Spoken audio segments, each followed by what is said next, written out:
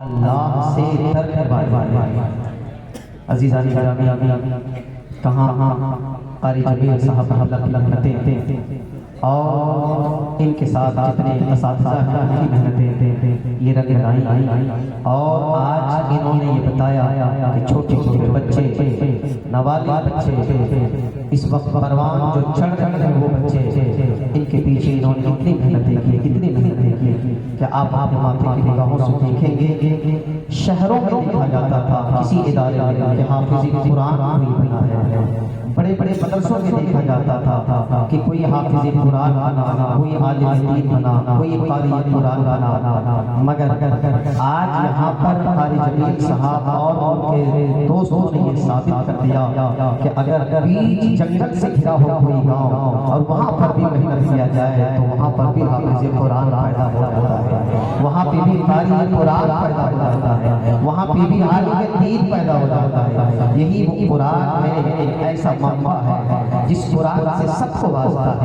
ہے۔ کوئی حافظ قرآن کہلاتا ہے جس نے 30 پارہ اپنے سینے میں اتار دیا، دنیا سے حافظ قرآن کہتی ہے۔ قرآن کے مفاہیم و مطالب کو اس نے سمجھا تو دنیا میں عالم دین اور عالم دین کہتی ہے، اور قرآن سے مسائل کے استخراج کا طریقہ معلوم کر لیا، دنیا سے مفتیت کہتی ہے، اور احادیث کا ذخیرہ جمع کر لیا اپنے سینوں میں، دنیا سے محدث دین کہتی ہے، چاہے وہ محدث ہو، چاہے وہ مفتی ہو، چاہے وہ حافظ قرآن ہو، چاہے وہ عالم دین ہو، چاہے وہ قاری قرآن ہو، چاہے وہ مفتی دین ہو، فاضل قرآن ہو، یاد رکھیں سب کا رشتہ اسی قرآن مقدس سے ہے، سب کا رشتہ اسی قرآن مقدس سے ہے۔ اور یہی وہ قرآن ہے جو قاری جمیل صاحب بچوں کے پیچھے محنت کر کے 30 پارہ اس کے سینے میں اتار دیتے ہیں۔ یہی قرآن کہتا ہے، اللہ خود فرماتا ہے اگر میں اس قرآن کو کسی پہاڑ پہ نازل کر دیتا، اللہ فرماتا ہے کہ قرآن کو کسی پہاڑ پہ نازل کرتا تو اس کی جلالت کا عالم یہ ہے، اس کے اعجاز کا عالم یہ ہے، اس کے مرتبے کا عالم یہ ہے، اس کے جلال کا عالم یہ ہے کہ قرآن کو پہاڑ پہ نازل کرتا تو قرآن کا تاج نہ لا سکتا، وہ پہاڑ ریزہ ریزہ ہو جاتا، وہ پہاڑ ٹوٹ جاتا، وہ پہاڑ بکھر جاتا، اس کی سلامت بھی قرآن کی جلالت کو برداشت نہ کر سکتی۔ عزیزان گرامی دیکھو قرآن کہتا ہے کہ خود قرآن کہتا ہے کہ اگر قرآن کو نازل کیا جاتا پہاڑ پر تو قرآن کے نزول کو پہاڑ برداشت نہ کر سکتا تھا، مگر یہ دنیا کی سرزمین پر، اسی بات کی سرزمین پر اے مسلمانوں آپ اس پر غور کرو کہ اسی قرآن کو قاری جمیل صاحب قبلہ نے چھوٹے چھوٹے بچوں کے سینوں میں ڈال دیا، چھوٹے چھوٹے بچے کے سینے میں اتار دیا۔ کسی نے پوچھا پروردگار تیرا فرمان ہے مولا کہ تو قرآن کو اگر پہاڑ پہ نازل کرتا، اے اللہ تعالیٰ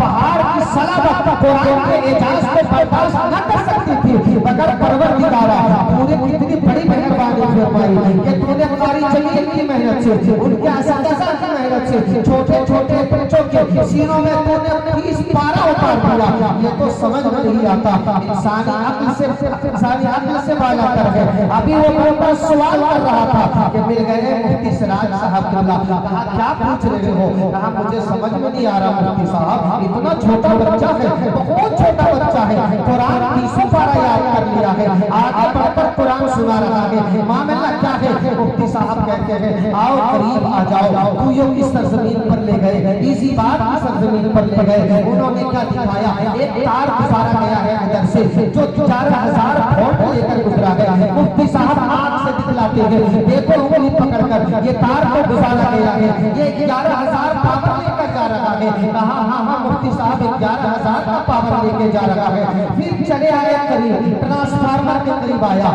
مفتی صاحب نے کہا یہی 11000 کا پاور دیکھو ٹرانسفارمر میں ڈالا گیا ہے۔ انہوں نے کہا ہاں ڈالا گیا ہے۔ کہا مفتی صاحب نے اب دیکھو اس سے کچھ تار اور نکالا گیا ہے جو 440 کی شکل میں ہے، 220 کی شکل میں ہے۔ پہلے 11000 ٹرانسفارمر نے اپنے سینے میں لیا، اس کے بعد پھر سینے سے باہر کیا تو کوئی 220 بن کر نکل رہا ہے، کوئی 440 بن کر نکل رہا ہے۔ کہا مفتی صاحب ماجرا کیا ہے؟ کہا نادان یہی تو کہنا چاہتا ہوں، اللہ تعالیٰ نے قرآن کا اتنا اعجاز بخشا کہ اگر پہاڑ پر اتارا جاتا تو پہاڑ بالکل ریزہ ریزہ ہو جاتا، اسی اسی لیے اللہ رب العزت نے قرآن کو پہاڑ پہ نہیں اتارا بلکہ پہلے مصطفیٰ کے سینے میں اتارا، بلکہ مصطفیٰ کے دل پہ اتارا، پہلے مصطفیٰ کو اپنے ناز پہ اتارا، مصطفیٰ کے سینے میں اتارا، اور مصطفیٰ کے سینے کا پاور اتنا بڑا ہے کہ قرآن کے اعجاز کو پہلے مصطفیٰ کے سینے نے لیا، پھر پاور کو کنٹرول کر دیا، اب وہاں سے نکالا تو صدیق اکبر کو دے دیا، فاروق اعظم کو دے دیا، عثمان غنی کو دے دیا، مولا علی کو دے دیا، اور دیگر صحابہ کو دے دیا۔ عالم یہ ہے مصطفیٰ کے سینے کی برکت کا، عالم یہ ہے آج عید کی بات تو یہ سرزمین کا چھوٹا بچہ حافظ قرآن بنتا نظر آ رہا ہے۔ نعرہ تکبیر، نعرہ رسالت، نعرہ تکبیر، نعرہ تکبیر، نعرہ رسالت، نعرہ رسالت، مسلک اعلیٰ حضرت، مسلک اعلیٰ حضرت۔ ہم نے کہا قاری صاحب یہ بتائیے کسی بات کہ آپ کوئی رشتہ داری ہے؟ کہا نہیں میں نے کہا اللہ چاہے ہو جائے آگے مگر ابھی تو نہیں ہے۔ کہا تویوں سے آپ کی کوئی رشتہ داری ہے؟ کہا نہیں۔ پھر میں نے کہا آخر یہ بتاؤ کسی بات اور تویوں یہ کچھ بچیاں میرے یہاں پڑھتی ہیں دارالعلوم حضرت فاطمہ میں، ہر کوئی آتا ہے قاری صاحب کو اپنا نمائندہ بتاتا ہے اور بڑھ جاتی ہے قاری صاحب کو اپنا نمائندہ بتاتی ہے، یہاں کا نوجوان آتا ہے قاری صاحب کو اپنا نمائندہ بتاتی ہے اور نوجوان بتاتے ہیں یہ میرے نمائندے ہیں۔ ہم نے کہا یہ بتائیے آخر قاری صاحب کے اندر کیا خاصیت ہے، کیا گن ہے، کیا صفت ہے کہ ہر کوئی اللہ اپنا نمائندہ بتاتا ہے؟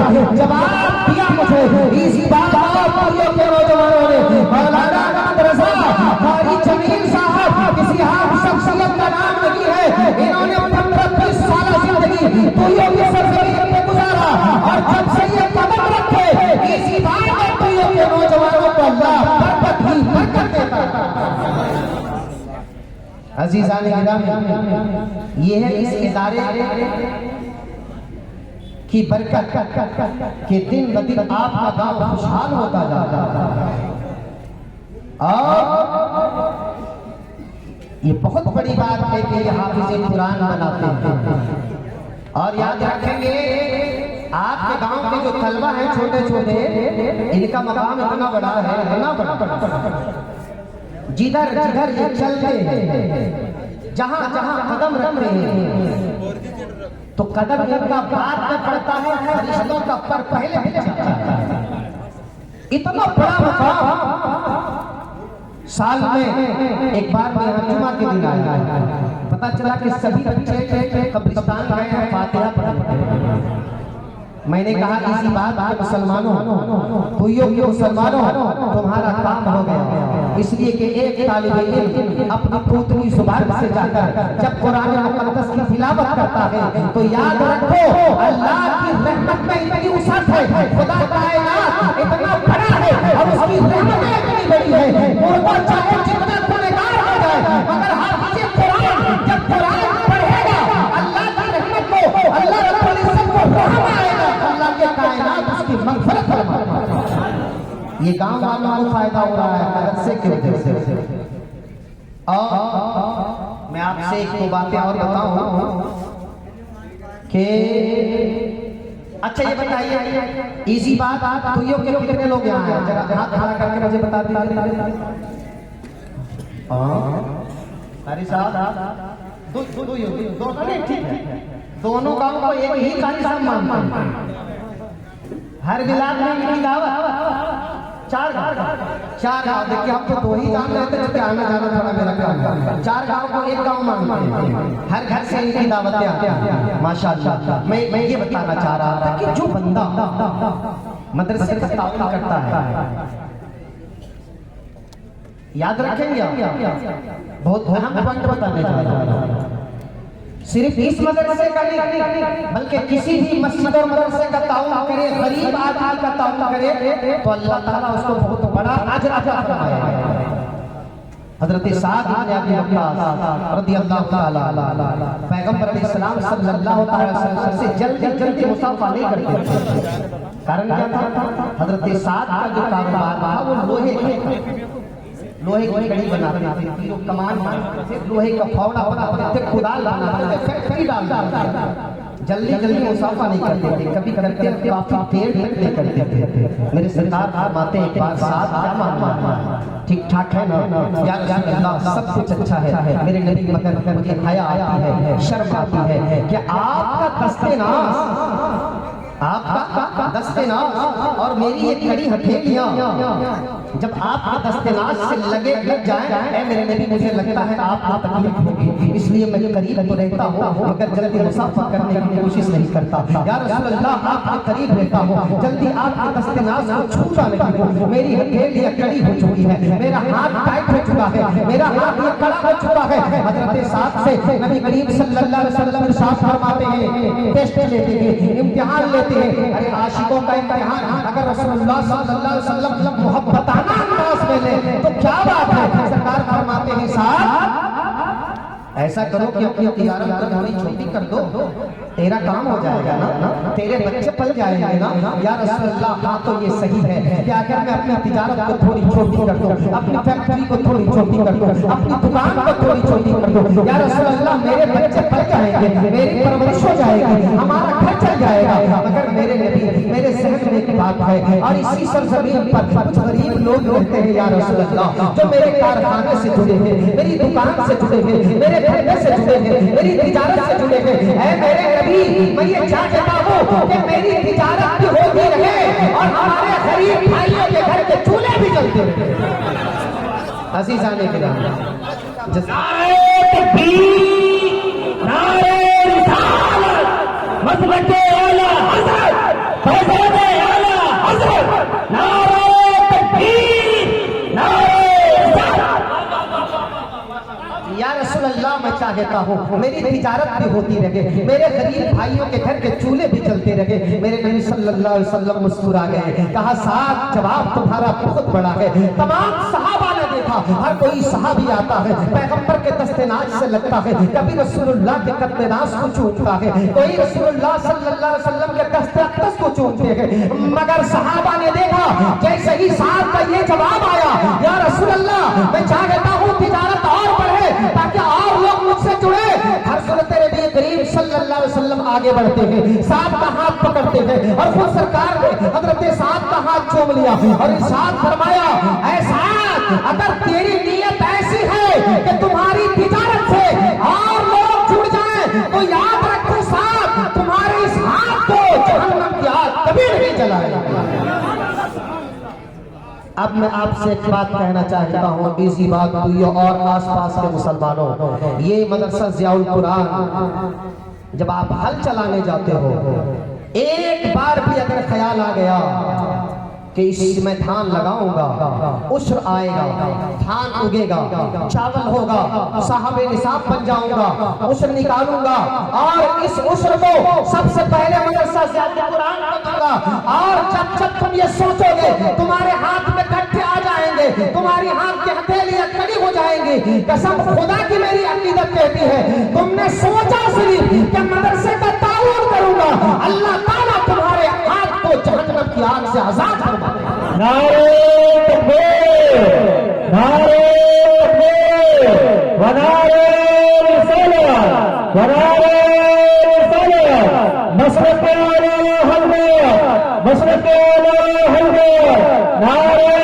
تکبیر، نعرہ تکبیر، ونعرہ رسالت۔ لہٰذا مدرسے کو مدد کرو، قاری جمیل صاحب کو مدد کرو، ان کے اساتذہ کو مدد کرو اور اس مدرسے کو اتنا سیچو کہ اگر کوئی آئے گا آپ کے گاؤں میں دیکھا گا پورب میں بھی جنگل ہے، پشچم میں بھی جنگل ہے، اتر میں بھی جنگل ہے، دکشن میں بھی جنگل ہے، چاروں طرف جنگل ہی جنگل ہے، مگر جنگل کے بیچ میں منگل ہے۔ پتا چلے گا اس سرزمین پر ایک ایسا ادارہ قائم ہے جو ادارہ پورے ہندوستان میں متعارف ہے۔ حافظ قرآن بھی بن لگے گے، قاری قرآن بھی بن لگے گے، عالم دین بھی بن لگے گے۔ عزیزان گرامی آخری بات، ٹائم کی قلت ہے، سن لیجئے، آپ کی معلومات میں شاید نہیں ہو، علماء کے حوالے سے نہیں، یہ تو ہمارے اساتذہ کی منزل میں ہے۔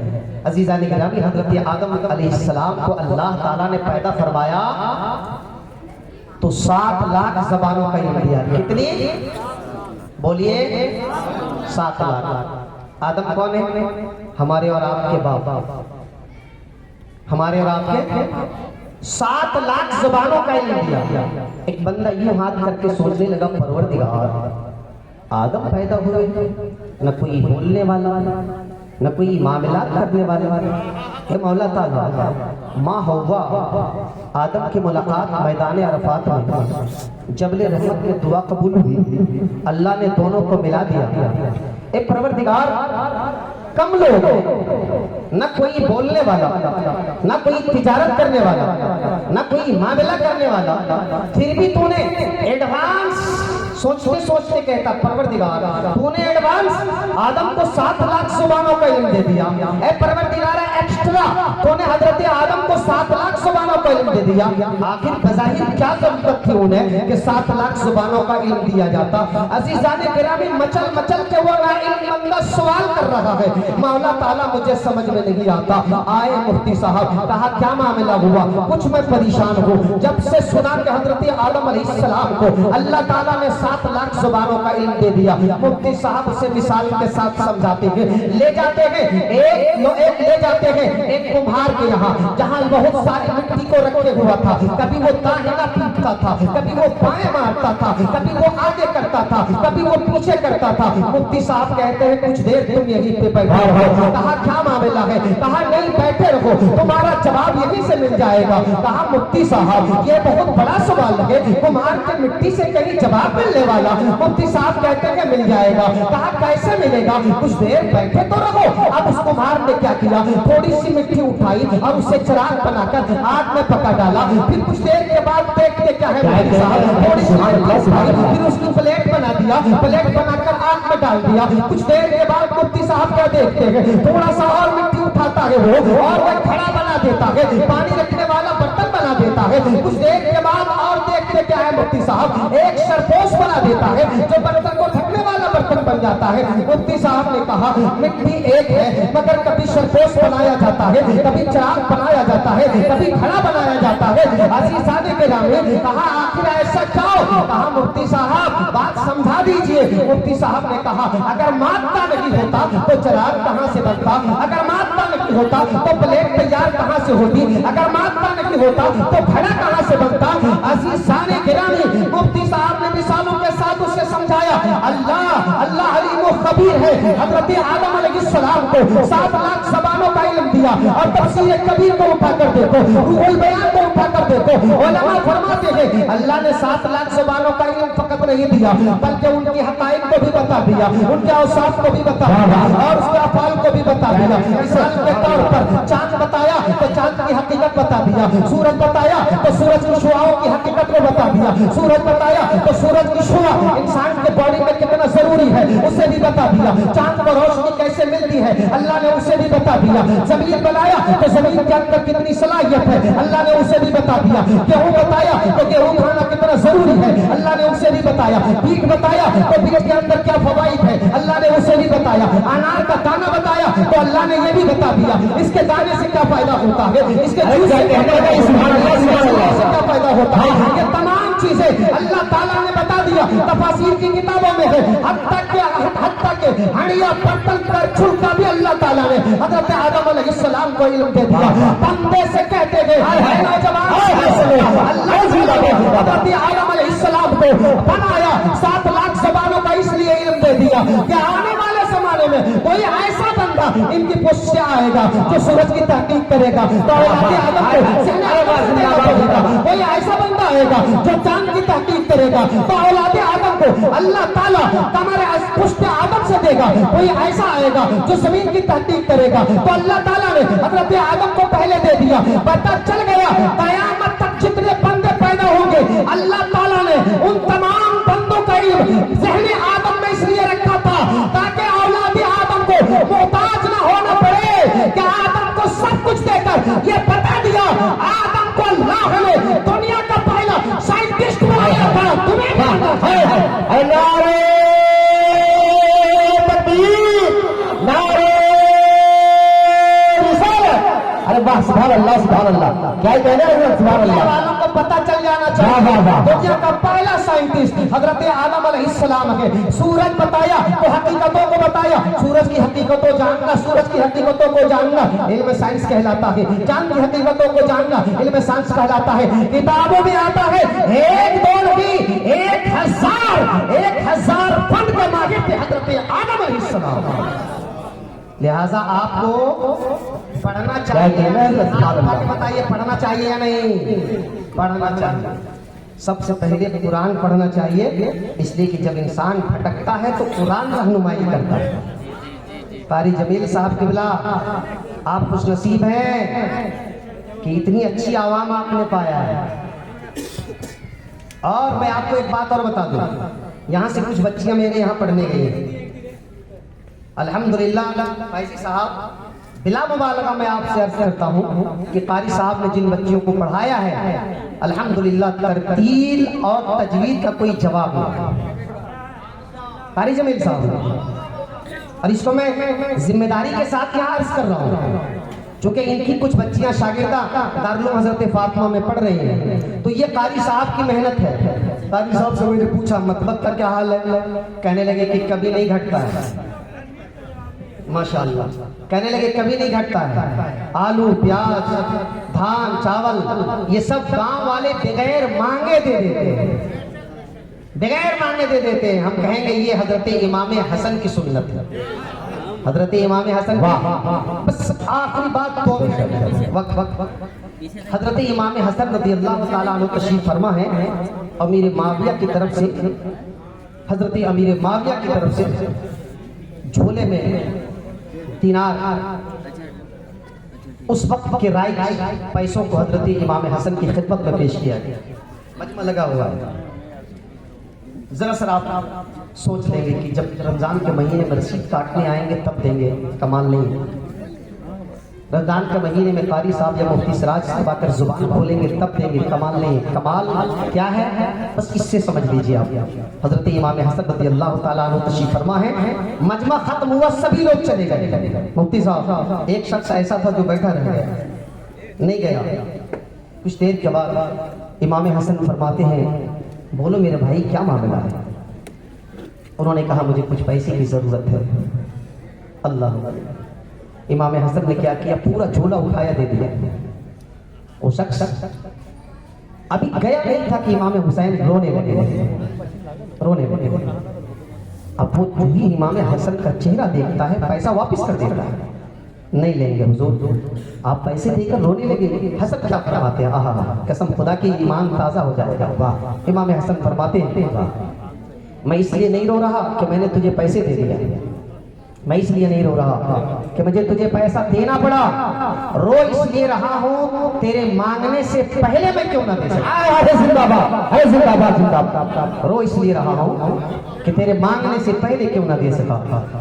सवाल की नदामत से मैं बचा न सका, सवाल की शर्मिंदगी से मैं बचा न सका, इसलिए मैं रो रहा हूँ। अरे रसूल के खानदान वालों का तरीका ये है कि मांगता कोई नहीं है, आ जाता है तो बे मांगे रसूलुल्लाह की औलाद उन्हें अता कर दिया करती है।